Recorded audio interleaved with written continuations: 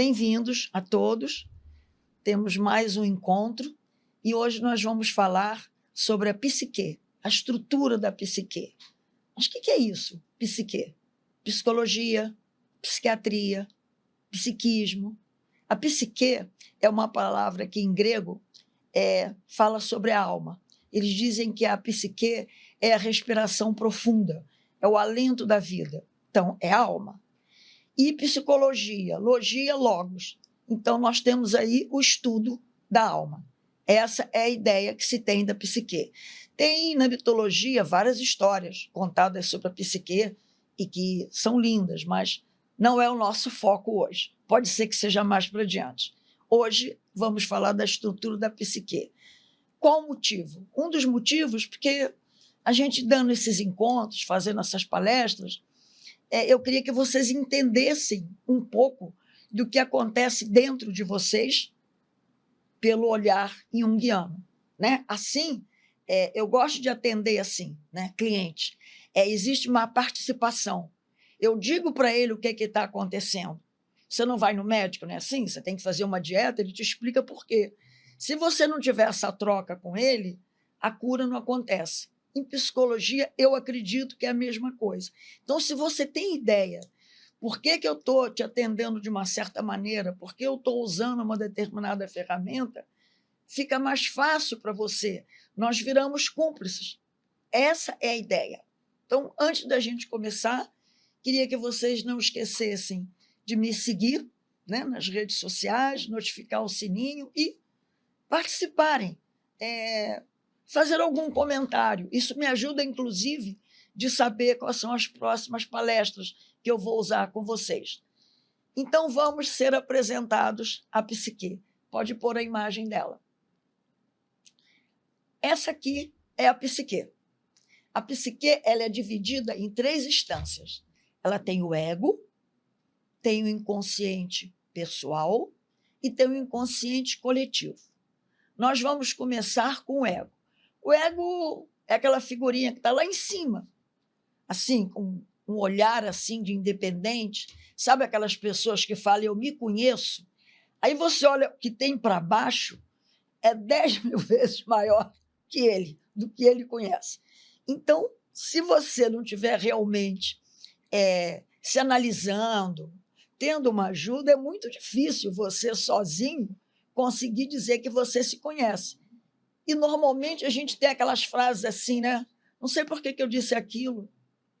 Eu não sei por que eu agi daquela maneira, me desculpe. Eu não sei por que eu gosto do fulano, ele tem tudo que eu não gosto. E eu vivo atrás dele, enfim. Porque tem uma parte muito maior do que aquela ilhazinha lá em cima que você não tem a menor ideia. E eu vou dizer outra coisa para acabar assim com a nossa vaidade em relação ao ego, né? Eu me conheço. 11 milhões de bits por segundo é a quantidade de informação que a gente recebe todo dia. 11 milhões de bits por segundo. Sabe quanto que chega na sua mente, no seu cérebro, para você? 10 bits por segundo. Porque senão você estourava de tanta informação. E como é que chega esses 10 bits? O ego, que está lá em cima, que é quem comanda essa parte consciente. Você vê? Tem ali um limite e para baixo começa o oceano. O oceano é todo inconsciente, né? Eu falo ali, inconsciente o seu pessoal é inconsciente. Uma pessoa inconsciente não tem noção de nada. Depois eu vou para o inconsciente coletivo, também inconsciente. Então, esse pouquinho que a gente acha que a gente conhece tudo, ele ainda sofre do ego um tipo algoritmo que separa o que é importante para você. A gente vive isso no dia a dia. Você hoje começa a procurar porque você quer comprar um carro, no dia seguinte, quando você ligar o computador, o celular, tem milhões de carros sendo oferecidos para você. O algoritmo viu que você está interessado em carro e vai lá e te mostra. E o ego faz a mesma coisa com você. Eu, por exemplo, gosto muito de planta, muito. tenho uma grade na janela, converso com planta, adoro. Se eu for na casa de alguém, a primeira coisa que eu vou perceber são plantas, porque o meu ego já sabe que eu gosto, ele só pega 10 bits por segundo das informações, então ele tem que fazer alguma coisa que me agrada. Talvez uma amiga que esteja comigo, que seja uma decoradora, ela vai falar, nossa, tem móveis bonitos ou não tem? Nossa, aquele tapete ela deve ter trazido não sei de onde, enfim. Cada pessoa é guiada pelo ego para até ver o que você prefere. Esse é o nosso ego. Então, é bom que a gente mostre a psique inteira para que a gente comece a entender o que é isso que se passa dentro da gente, né? O nosso psiquismo, o nosso emocional. Então, essa é a primeira instância. E o ego, ele é rígido. O ego é que te dá as leis, né? O ego é que te dá as suas regras sociais, a cultura, a religião.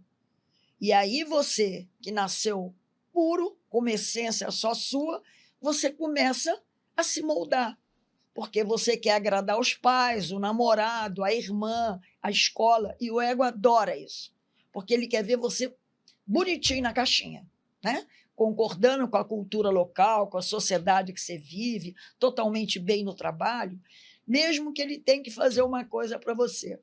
Tudo que ele achar que vai sair fora disso, que ele organizou para você, ele manda para a segunda instância. Ele manda para o seu inconsciente pessoal, né? Quando você é criança e que você chega cheio de ideia, começa a falar, e dizem para você, os adultos, fica quieto, cala a boca, não perturba os adultos. E você aprende que para você agradar, você vai ficar quieto. Só que isso, essa experiência que para você não foi boa, vai para o seu inconsciente pessoal. É inconsciente, você esquece. Só que, quando adulto, você tem dificuldade em dar uma opinião numa reunião, você tem muita dificuldade em dizer não, porque você ficou meio traumatizado com aquilo quando você era pequeno. Então, você não consegue. Isso chama o quê? São projeções que você aprende a fazer. Por exemplo, se eu sou uma pessoa invejosa, o meu ego não quer que eu lembre disso. É ruim, é feio. Eu projeto. Todo mundo que eu conheço, eu acho que tem inveja de mim. Então eu começo, fulano é invejoso, né? Você viu? A pessoa tem outro problema, não aquele. Ela fala, não percebi. Nossa, como tem inveja. Ou, por exemplo, se você é uma pessoa trapaceira, você rouba no jogo com os amigos, você não devolve troco que te dão errado, como é que você projeta isso nos outros? Todo mundo tenta te passar a perna, todo mundo tenta te roubar. A empregada te rouba, o seu patrão te rouba, o amigo te rouba, o outro não paga a conta de propósito. Por quê? Porque você tem isso em você e o ego não quer que você lembre disso, né? Ele joga para o inconsciente.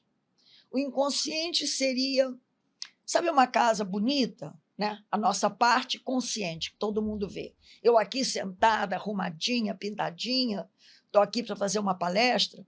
Você não sabe o que está acontecendo comigo por dentro, porque eu estou com uma persona de trabalho.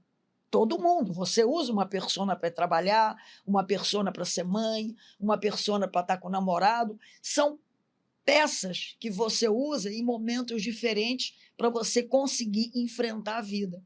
Porque aquele ser do jeito que nasceu, aquela essência, não pode vir do jeito que é no mundo, né? O mundo não é assim uma coisa tão boazinha que dá para a gente ser exatamente como a gente quer ser.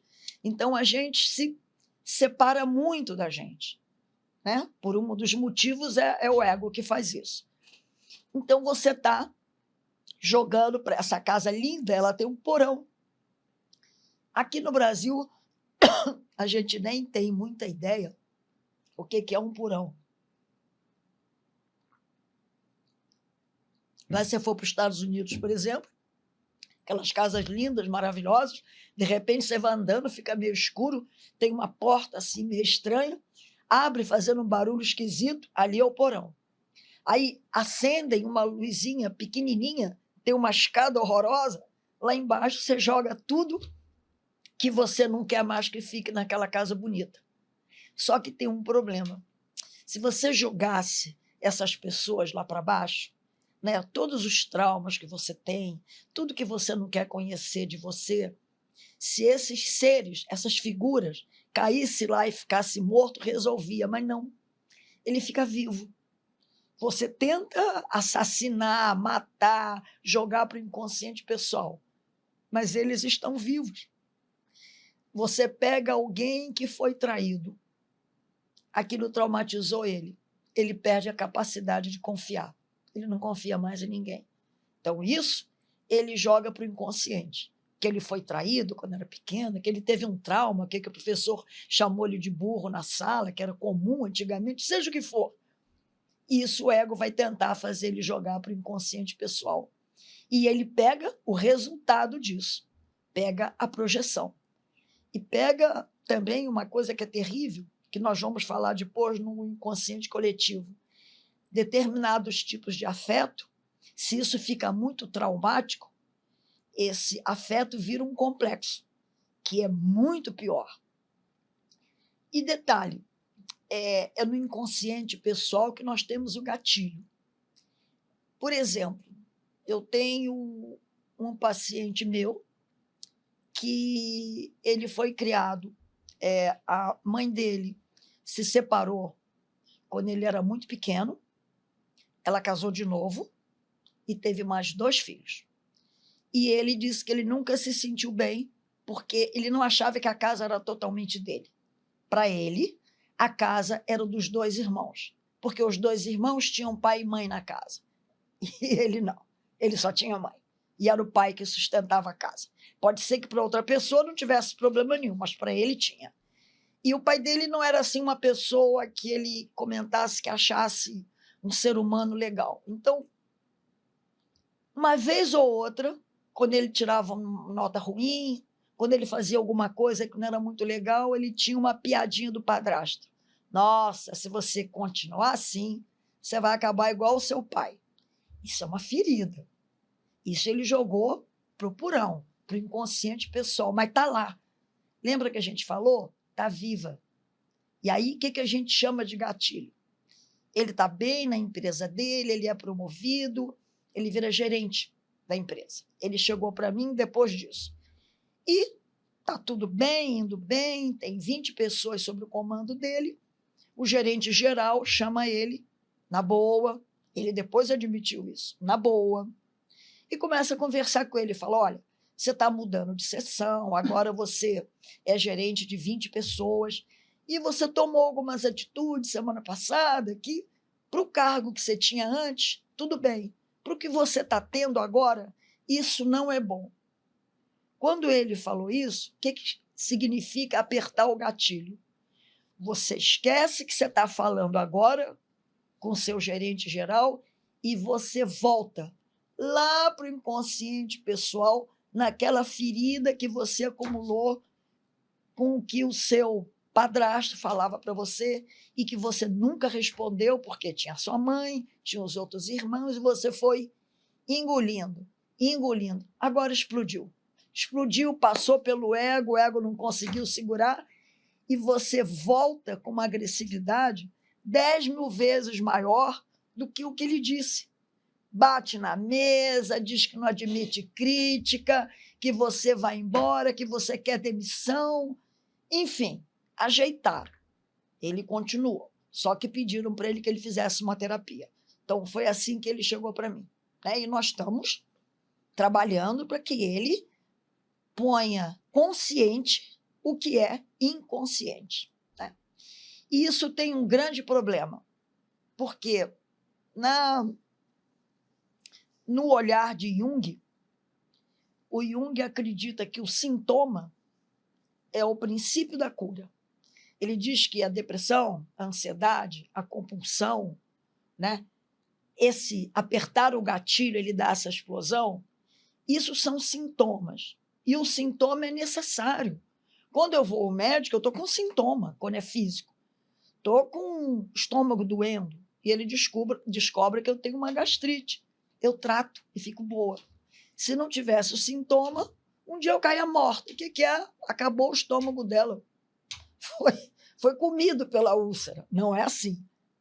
Na parte emocional, na nossa psique, é a mesma coisa. O sintoma é o Jung chama de o princípio da cura. A psique conseguiu quebrar a barreira do ego e passar uma mensagem, a mensagem do inconsciente. Ó, está acontecendo alguma coisa aqui na alma, né? Na psique inteira, muito mal. Eu estou com ansiedade, não consegue dormir, eu tenho compulsão, né? Eu sou agressivo, precisa ver o que está acontecendo. Só que hoje em dia tem um livro que fala sobre isso, A Nação Dopamina. Existe remédio para tudo. Olha, gente, eu não sou contra remédio. Eu sou contra o excesso de remédio. Né? Então, o paciente volta para você e fala, olha, o remédio me fez muito bem. Acabou a minha dor no peito, acabou aquele nó na garganta. Aliás, doutor, acabou tudo. Acabou também a alegria, acabou o dinamismo, acabou a vitalidade. Para mim, tudo é igual. Ele vira um zumbi. Essa também não é a idade. Então, a gente tem que tomar cuidado. Né? Nesse livro, A Nação Dopamina, ele diz que nós estamos numa humanidade, numa sociedade que todo mundo tem que ser feliz. Sua mãe morreu, não fica triste, não. Toma um remedinho, não. Fica triste, a sua mãe morreu. Né? Brigou com a namorada, ela está com seu melhor amigo, toma um porre, chora, sei lá, faz alguma coisa, põe para fora essa dor. Não joga um remédio em cima, porque você joga mais coisa ainda para esse seu inconsciente pessoal. E aí nós vamos entrar numa outra parte que é super interessante. Nós falamos do ego, falamos que o ego joga para o inconsciente pessoal, e agora vamos falar do inconsciente pessoal, qual é a relação com o inconsciente coletivo. Se vocês perceberem no desenho, o inconsciente pessoal está na fronteira com o inconsciente coletivo, que é todo esse mar, tudo, que nós estamos mergulhados nele, né? Nós só temos um pedacinho dele para fora. Esse é o inconsciente coletivo.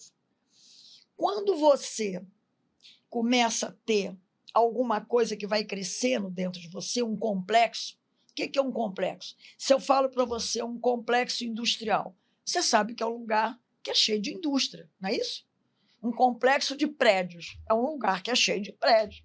Então, um complexo emocional é algo reunido com traumas, convivências que não foram boas.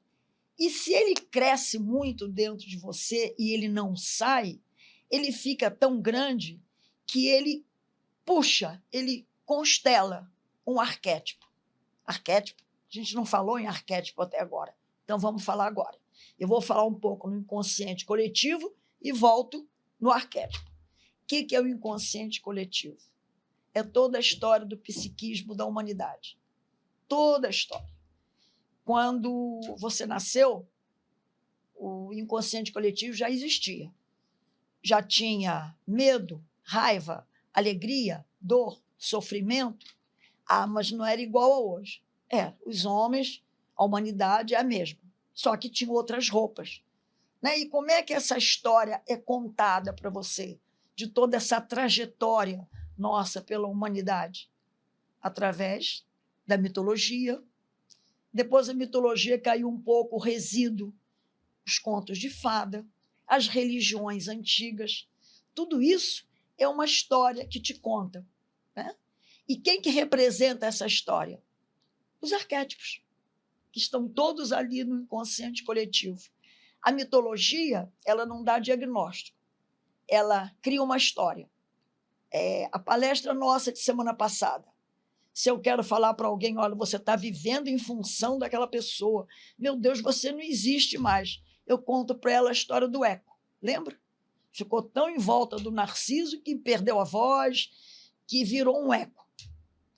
E se você está fazendo coisas que estão além do que você pode, eu posso contar para você a história do Ícaro, que voou acima do que podia, o sol derreteu a cera das asas dele e ele teve uma queda morreu.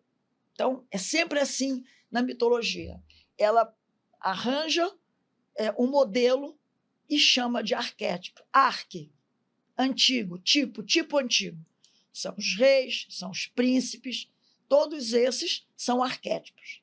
Aí vamos voltar, eu estou lá no meu inconsciente pessoal, com um complexo tremendo de rejeição, de baixa autoestima, de inferioridade, a força é tão grande que eu vou captar um arquétipo e ele vai me comandar. Então, quando a gente diz eu tomo conta de mim, depende. O Jung, por exemplo, diz que às vezes você não tem um complexo. O complexo é que tem em vocês. Vamos dar um exemplo disso. Exemplo sempre é bom, né? Inconsciente coletivo, ancestralidade. Então, eu venho de uma família, típico da minha família, da ancestralidade. Eu escutei histórias que minha avó foi muito maltratada pelo meu avô, tá? Que ela era renegada a segundo plano, que ele não dava muita bola para ela. Aí vem a história da minha mãe, que essa eu vi, cuidava da casa, fazia toda, adorava pintar. E meu pai brigava muito com ela. Um dia, acho que ele chegou para comer, não sei se era bem isso, e ela estava pintando. Ele foi lá, rasgou os quadros dela todo. E ela passou o tempo inteiro dizendo que casamento era um fardo, que homem era uma coisa muito perigosa, que são grosseiros. Como é que essa menina chega para mim?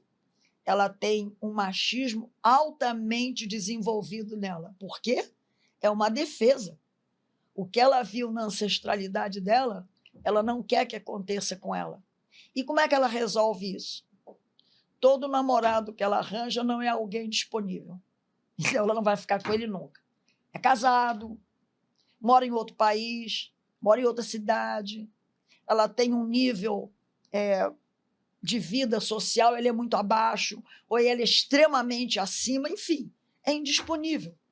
Porque ela, esse arquétipo, qual é o arquétipo que ela está pegando nesse momento, que ela constelou? As mulheres têm o arquétipo do ânimos, que é a nossa parte masculina, nossa energia masculina. Ela pegou a parte negativa do ânimos. Na cabeça dela, então, homem é uma coisa ruim, é perigosa, é grosseiro. Ela viu isso com a avó dela, ela viu isso com a mãe dela. Ela não passou pela experiência, mas ela viu e ela constelou isso para ela. Isso é o problema de você ficar fragilizada. Os arquétipos são ótimos. Ânimos, por exemplo, essa energia masculina, nós precisamos dela. É a parte que dirige, é a parte da força. Eu estou mudando de emprego, eu vou fazer uma palestra com pessoas e eu me encho de energia, é a minha parte masculina, está me ajudando, eu estou decidindo coisas. Eu tomei uma decisão diferente, mudei tudo na vida, ele está ali. Agora, numa situação de fraqueza, fragilidade, eu peguei o outro lado do arquétipo. Isso é o perigo. Então, agora vamos falar de alguns arquétipos. Você pode mudar para mim, por favor? Passar para a segunda imagem. Aqui, vou até tirar o óculos, porque eu não enxergo de longe. Aqui nós estamos com alguns arquétipos. Eu não vou falar de todos, porque vocês entram no Google, em qualquer lugar, tem todos eles. Eu vou falar de alguns. Aquele primeiro se não me engano, daqui, o da pureza ou da ingenuidade, é o arquétipo da criança. A criança é pura, a criança é meiga. Você pode pegar um adulto e ser desse tipo. Ele está constelando um arquétipo de criança. Você pode pegar do sábio, você pode pegar o do rebelde, é contra a lei, ele é contra tudo. Todos têm um lado bom e um lado ruim. Quando eu sou jovem, o arquétipo do rebelde é ótimo, porque eu preciso quebrar aquela estrutura toda para me sentir independente e fazer a minha. Enquanto eu não faço isso, eu continuo com tudo que eu tinha sem saber se é bom ou ruim. Sei lá, você é o quê? Sei lá, alguma religião. Você não sabe se ele quer ser desde pequenininho e levar ele na igreja. Ou no centro, ou seja onde for. Ele precisa ser rebelde para dizer eu não quero mais. Sabe? A menina que é pequenininha e queria jogar futebol. Mas a mãe, quando era pequena, queria estudar balé, mas não tinha dinheiro. Ficou com aquilo na cabeça. O que a menina vai aprender? Balé. Ela vai projetar, lembra? Ela jogou para o inconsciente dela, pessoal, a vontade de ser bailarina, nunca mais lembrou disso, porque isso ia fazer ela sofrer, mas ele está vivinho ali. Quando a filha dela andou, a menina vai aprender balé. E ela precisa ser muito rebelde para chegar numa idade adulta e falar, ó, joguei a sapatilha fora, dei, estou indo para o clube, eu já estou treinando lá há algum tempo, eu sou ótima no gol, eu vou jogar futebol. Então, os arquétipos são necessários para você usar na vida e para você saber qual que você está usando, qual que você está constelando. Mas você tem que se conhecer um pouco. Eu espero que tudo isso que eu falei para vocês, ninguém aqui vai se formar em psicologia porque escutou eu dizendo isso, mas que seja mais fácil você se entender. Quer dizer, quando você tiver algum desses sintomas ou alguma projeção, o que você projeta nos outros? Né? Você projeta que todo mundo está invejando você? Você é invejosa. Você fala mal de todo mundo? Você tem esse problema. Você vê alguém e você vê o defeito.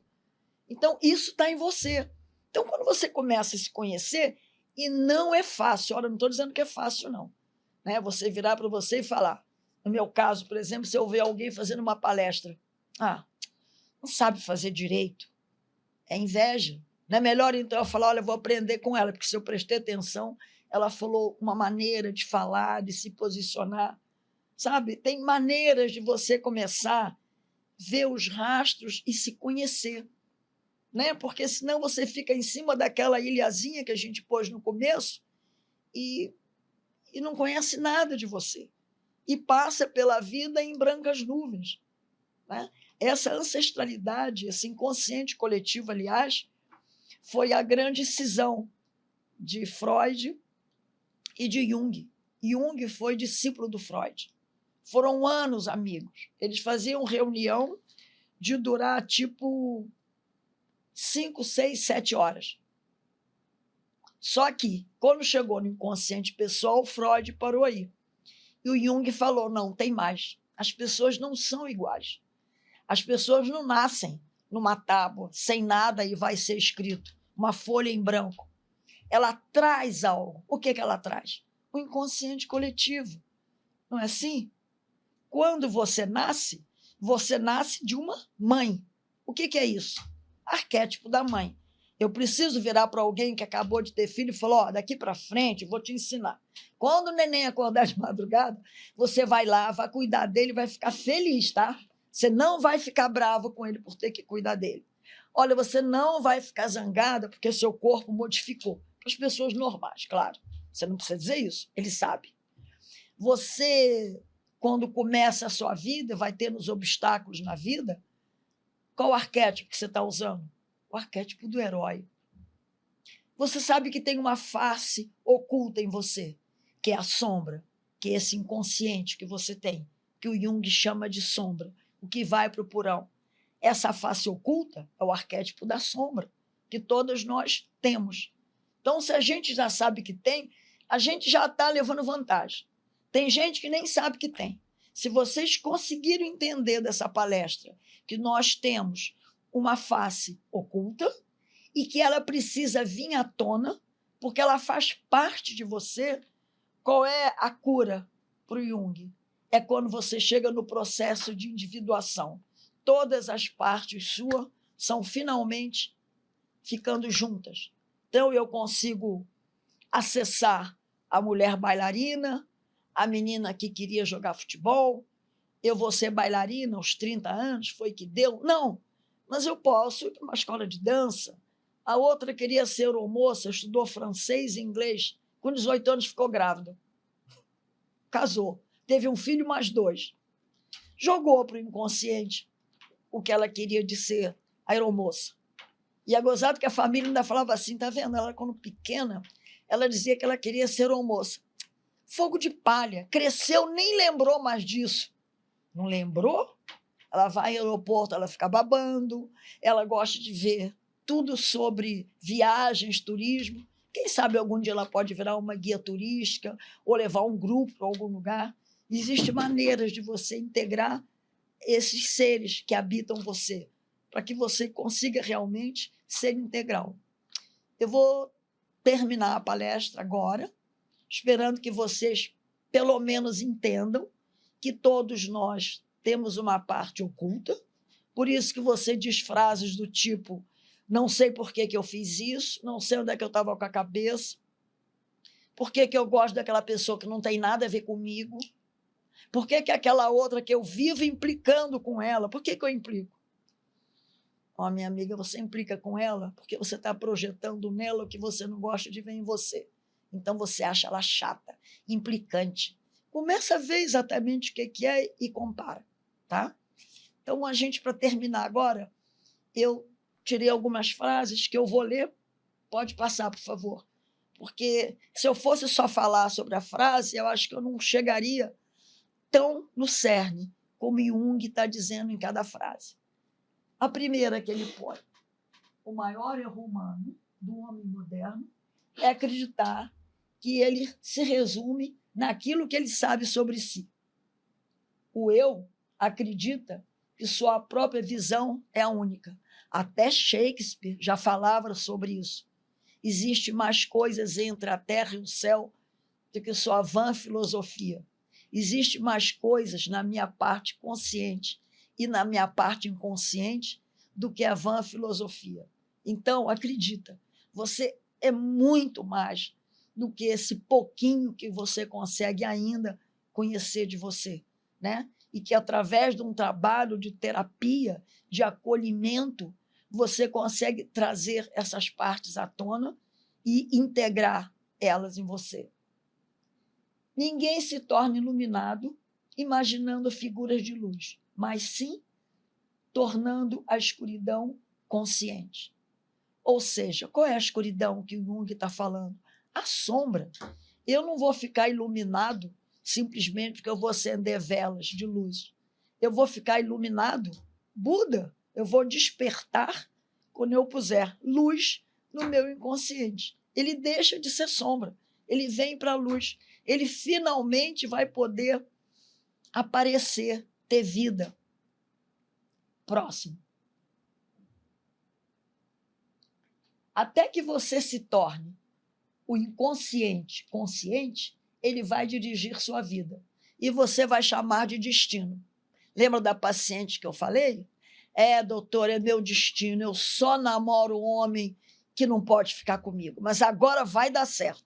Ela volta 2 meses, ela está com outra. E vem a outra.